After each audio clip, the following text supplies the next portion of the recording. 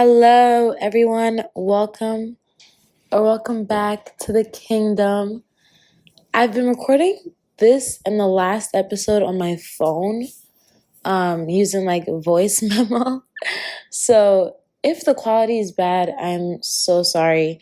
I just have had to make do with what I have, and I haven't had my mics with me whenever it's time to record for the past 2 weeks. So please forgive me if you're watching this on YouTube. Hi. I'm in Lucas's apartment. That's why I don't even have my mics. But I thought I would just do a little, because whenever something like doesn't line up, like whenever like there's like an inconvenience, like, oh, I don't have my mics, or like this isn't usually like where I record podcasts, like I just tend to not want to do them, which would delay me being able to post them on Mondays. So I'm just going to do it, and I'm just going to use what I have, which is a word for you today. Use what you have. But welcome to the kingdom. I can't believe it's March. Right now, as I'm recording this, it's March 18th. But when I post it, it's going to be March 20th, which is so crazy. I feel like March flew by so quickly. Like March just boom. Like, where did the days go? Seriously, I feel like, I don't know. It was such a drag February, I feel. And then March has just been like, even though March is supposed to be like the longest, most boring month because there's no holidays or anything, it's been going really, really fast for me. But welcome, welcome to the kingdom. Another beautiful week. I hope that you're having a good start to the week. Although, if you're listening to this right when it's Monday, I just hope you're having a good Monday. Good morning. I'm welcoming a couple things actually this week. I feel like, okay, you know what? I'm going to save this for next week. Because I was going to say that I'm welcoming a new church home, but I'm visiting another church tomorrow. So I don't want to make early promises just yet. But I do feel like I found a church. That speaks to me. And maybe I'll do an episode on like what to look for in a church, because I've been church shopping for like the past 6 months. I'm church hopping for the past 6 months, and I feel like I'm well versed in like what to look for in a church. I'm not gonna say that, but I have found a church that I truly, truly love, and I'm like excited. Like I go to their Friday night like worships, or I've been going for the past 2 times that they've done it. But it's like it's always been so good. I'm like, yes, I feel like I feel right at home when I'm there, which is so crazy. Like I feel right at home. So maybe that's what makes a church home, is when you go in and you feel right at home. Yeah, I like it. But well, so since I'm not welcoming a new church home officially, I will make the announcement next week if I do declare that my church home. But I'm also welcoming some sunflowers into this week. Every week I get flowers from Lucas. my man. It's giving my man. But I haven't had sunflowers in a while, so I'm just like welcoming sunflowers this week, A silly little goofy mood. Also, I'm exiling these braids this week, so I'm happy about that because I need these off my head. They look so old. They're almost 2 months old. Oh my gosh. I've never had braids for 2 months. I always take them out. But these braids are almost 2 months old, which is so interesting. Because I just never keep braids in for that long, even though you're supposed to. I always keep them in for like a month and then I take them out. But these are my Ghana braids, and I didn't want to get rid of them too soon because one, I'm never going to find braids this good. Like the length, the style, I feel like everything was so good for the price that they were. $25, guys. Granted, it's more when you go, when you're in Ghana and they see the price, that's expensive for braids. But over here, when you convert it to dollars, it's only $25. And I'm like, if I were to get the same exact hairstyle here in New York City, it would be $400. So, it's kind of sad. I don't want to take them out because they were so cheap. And I know, I'm just don't have money like that to be spending. And so, yeah. And also, they were my Ghana braids. You know what I mean? It's just a part of home. It's a part of home that's been on my head for the past 2 months, and I'm sad to part ways with it.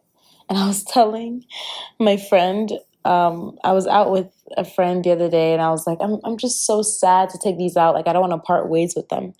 And they were like, well, it looks like they're trying to part ways with you. And I was like, damn, okay. So I guess I will take them out. No tea, no shade. All tea, all shade. So I'm exiling these braids. I'm also exiling doubt. But I feel like that's something that I've said I'm exiling before. It's just a persistent feeling that I'm always trying to get rid of. I'm also welcoming, switching topics, I'm welcoming visiting Massachusetts more often. I had such a good time while I was back, and I reconnected with friends and stuff. And I was just it was just just so I just want to hug them. And I've missed everybody, especially my sister, my mom. And it was so calming and peaceful there. I feel like the hustle and bustle of New York City, it's hard to find peace and serenity. And when I'm in Massachusetts, it's nothing. There's nothing. I just have my neighbors and trees in my backyard. I have a backyard. I have a front lawn, there's so much space. Here feels so cramped. So being there is really, really nice. Yeah, so that's what I'm welcoming. I spoke about the church that I recently feel like I'm going to start making my permanent home. And it's funny because the first time I ever went to the church was my very first hangout. My very first hangout with Lucas. I visited him in New York City, and not my first hangout. The first time we hung out, really, really, the first thing we did together was we had ramen, and then he took me to this party that his friend was throwing, and they were sniffing coke everywhere, and I was and mind you, when I first started talking to him, I'm this is a man of God, you know what I'm saying? I'm yeah, per man of God, love him. Well, not love him, but you know what I'm saying.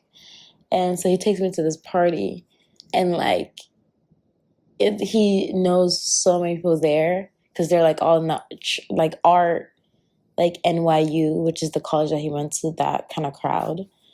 And it was fun because I was just dancing with him and stuff, but there was just ungodly activities going on everywhere. And I was I gotta get out of here. We gotta go. So then 30 minutes later, we left. But then the next activity he took me to was the Friday night worship that this church throws. So it was such a funny, juxtaposing both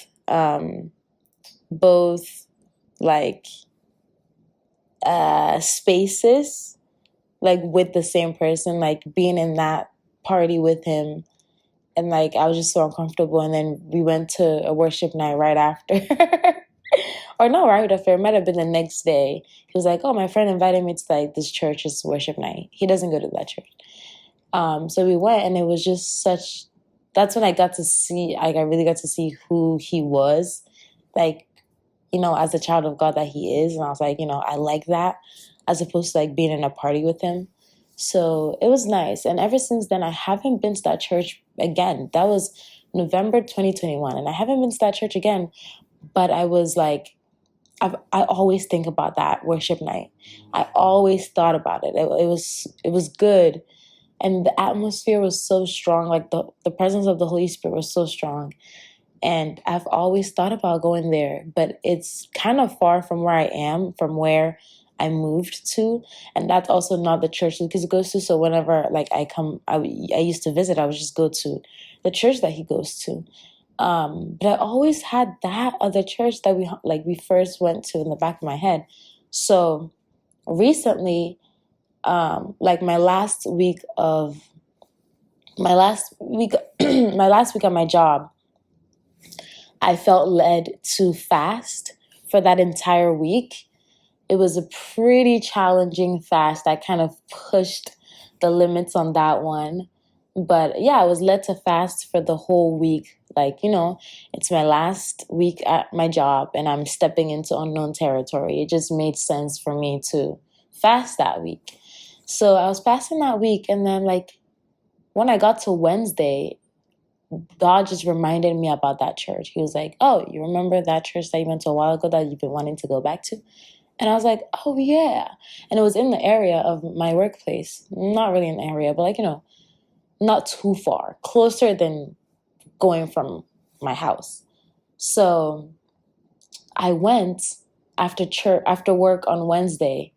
I went because I thought that they had like Wednesday like prayer meetings. And I pulled up and like there were a couple people there, but they're like, "Nah, nothing's happening. Nothing's happening this Wednesday. It's on Fridays." And I was like, "Oh, you're right. It was on a Friday when we went." So that Friday I went and I brought a couple new friends and we all loved it so much, so much that we just went this past Friday again. They do it every other Friday. So we went the first one of this month and the second one of this month. And it was also good. Friday was yesterday. Yeah. So we went yesterday, last night. It was really, really good. And it's so free. It's open. Like they're speaking in tongues. People are falling. I don't know. I grew up Pentecostal, Pentecostal, Pentecostal, Pentecostal. I grew up Pentecostal. So for me, when I am looking for a church, I'm looking for that, like that spiritual fire, that like boom, boom, pow. I'm looking for like people falling. I'm looking for people screaming, crying in tongues. Like I'm looking for that. I feel like a church without that, I feel like it's just like, what am I doing? Like I could have just done this at home. Like I could have just like listened to a worship song and watch the sermon at home if there's no if I don't feel like God is like moving. And maybe that's not always true, but that's how I look at it. So that's what's been hard for me looking for churches here, because not a lot of churches here are like that. A lot of churches that are here have just been a little bit like, I want to say like, I know this word, but I always mispronounce it. Okay, it's lackadaisical. Lackadaisical. I feel like a lot of the churches here are a bit lackadaisical or like lackluster. Like, it's just like a chill vibe. You go in, you like sing worship for an hour. No, sing worship for like 20 minutes, and then they go into preaching, and then like that's it. You know what I mean? There's no like prayer. There's no like altar call. There's like what's going on? Where's the Holy Spirit? And I feel like that's what I've been looking for. And I feel like this church that I went to on Friday, and I also went to their Sunday service last Sunday or 2 Sundays ago. And I just feel like the atmosphere is strong there. So that's what I've been looking for, and I think that I found it. But also I'm putting into account like the demographic and the youth, and it just checks all the boxes for me, I feel. So yeah. Where was I going with this? I was going somewhere with this. Oh yeah. Also I feel like the focus of the church is just Jesus, and not like maybe I'm gonna step on a couple toes, but like it's not like outfits and like aesthetic and like how cool you are, what you do, I don't know. I know it's church, but believe me, there are some churches I've been to here in New York City that acts more as like less than a church, more of like a networking space. And so I don't know. I've just been like, yeah. But like when I went, I felt like the focus was really on Jesus. Like nobody cares what you do. Nobody cares where you go. Nobody cares about nothing. It's just Jesus, which is really cool. So the topic of this episode is that I received a word from God on Friday night when I went to the worship night. And it was something that I really needed to hear. And it's the most basic thing. It's the most like duh thing to me in the world. But like I had completely forgotten it. Completely. And it is the fact that God is bigger than anything. God is bigger than anything. And I don't know why it took somebody else saying this during the worship night on Friday that I was like, oh my gosh, that's so true. Like God is bigger than anything, because I feel like ever since I like left my job, I've been like in a permanent, it's not permanent because, you know, it's leaving, but I've been in like a state of like fear. I feel like fear has crippled me. As much as I was like, yes, this is the right decision, this is what I should do, blah, blah, blah. Immediately after I made that decision, I'm like, oh boy, what am I doing? Like, what am I doing right now? What am I doing right now? Somebody take control of my life right now, because I just don't know what I'm doing. And I was like, I don't know, I've just been like, just so anxious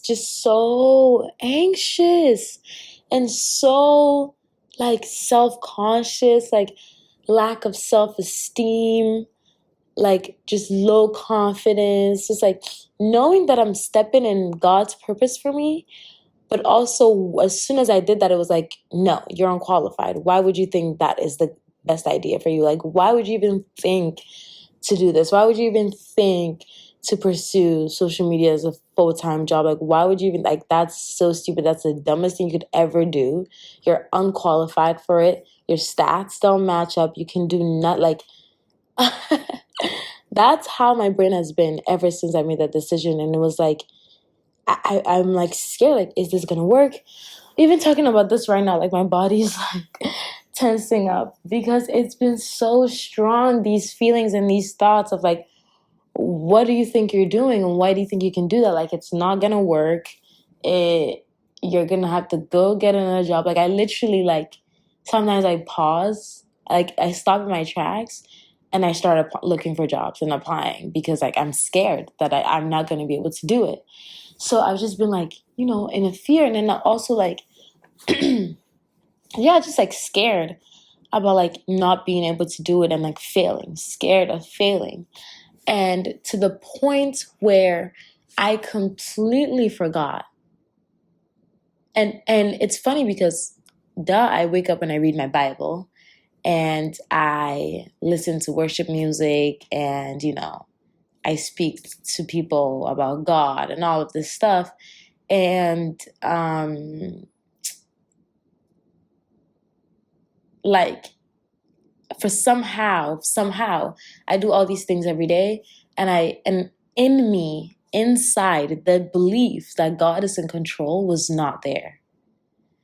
And sometimes maybe we'll catch ourselves doing that, where we're going to church and we're reading our Bibles and we're worshiping and we're praying and all these things, but genuinely believing deep inside that God is in control. Like, just sit down and think about everything that you're stressing about right now, everything that you're worried about right now, everything that you think is not going to work out, or like, you know, has you like shaking in fear and in doubt and everything. just sit and think and like think really deeply about the situation and be like, do I believe God is in charge or not? Because if you believed God is in charge, you wouldn't feel like that.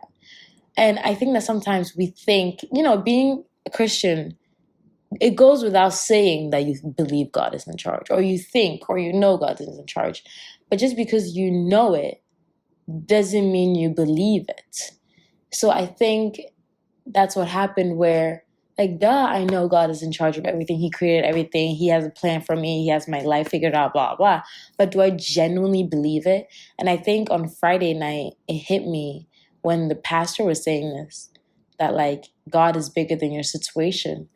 I was like, wow, I actually genuinely stopped believing that.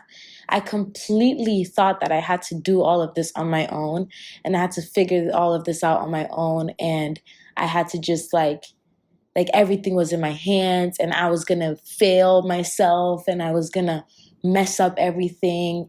And I just completely forgot that there's somebody there who is in control.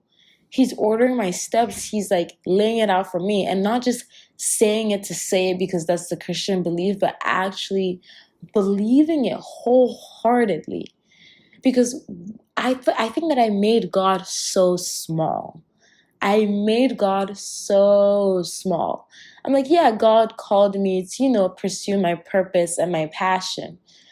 And then the next minute I'm like, so where's rent gonna come from?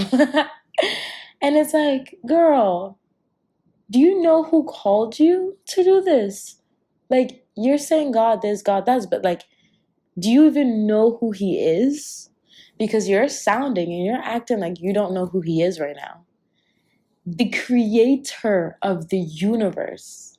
Like, the creator of the universe. And this goes beyond even like my work situation. For example, recently, I was like in a few couple hours of just self-pity and like the worst self-esteem issues ever for like a good 3 hours, because I went down this rabbit hole of like people's editing styles and tips and like creators, and everyone just giving me tips. Like, I was just like watching a bunch of YouTube videos on like tips to edit, to be an influencer, like all these things, thinking like, oh, I'm learning something. But all I walked away from is like, damn, like, oh, is damn, maybe damn is a bad word. Maybe I should stop saying it.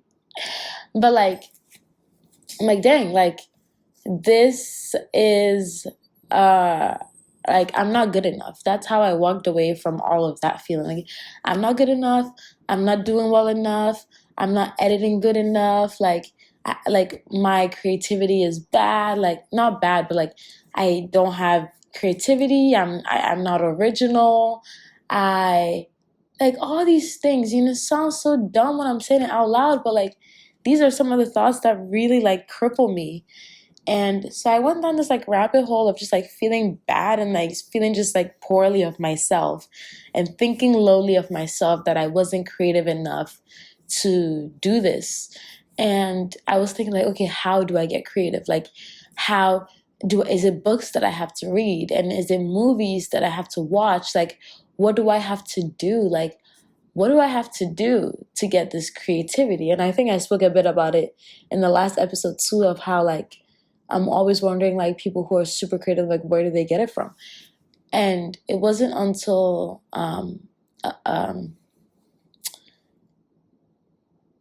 someone in my DMs, I believe, 2 people in my DMs, they're like, God. And I was like, oh, true.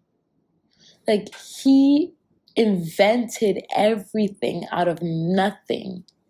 Like, when we talk about creativity, look at these sunflowers. Look at the ocean. Look at the sky. Look at like literally like I'm at loss for words right now, because look at everything. Like, how, the fact that the earth is 70% water and we are 70% water. Like, that is OG creativity right there. He made all of this out of nothing. The author of creativity. Creativity comes from no one but him. Why did I think that I needed to look for it in man-made sources? And it's fine to look at things for inspiration. I do it all the time.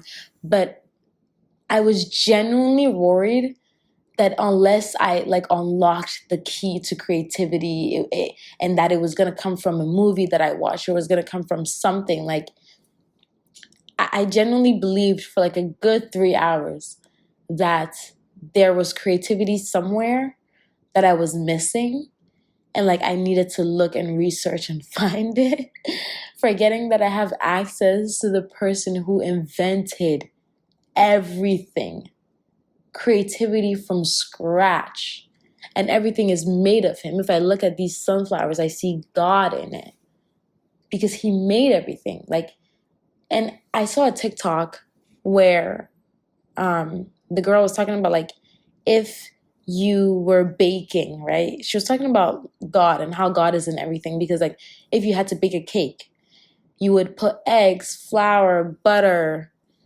I don't know, whatever else goes in a cake. I want to start baking more often, actually. I feel like baking is so feminine and dainty and cute.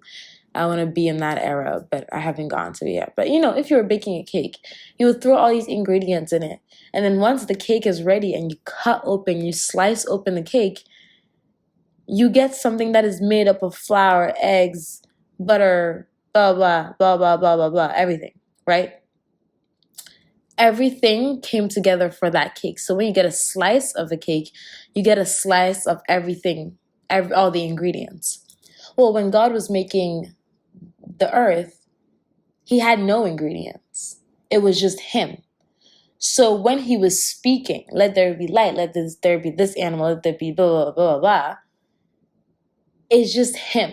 Like, he's just saying it and it's happening. So everything that's coming out, everything that was being made was just a slice of him, a slice of him, a slice of him, because he didn't get these ingredients from nowhere. He didn't get like things to make plants and then put it together to make plants. He made plants from just saying it. So it came from him. So when you take a plant, that is a piece of God. And we have God in us because he made us from nothing but himself. So that's something to keep in mind.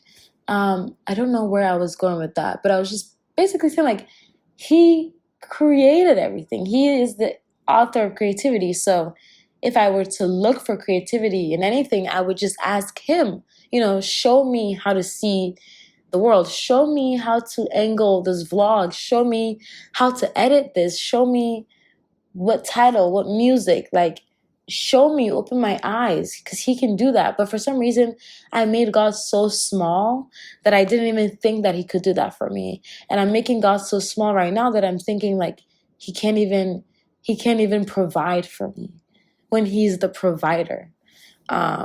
So I've made my problems so big in my head that I didn't see God in anywhere in that problem. Like, this whole era of life that I'm in, it wasn't literally till 2 days ago, or no, till yesterday, where someone had to be like, God is bigger than what you're worrying about, for me to be like, oh wow, I feel like I haven't even considered his parts in this the whole time, where he's so grand that my problem is so tiny.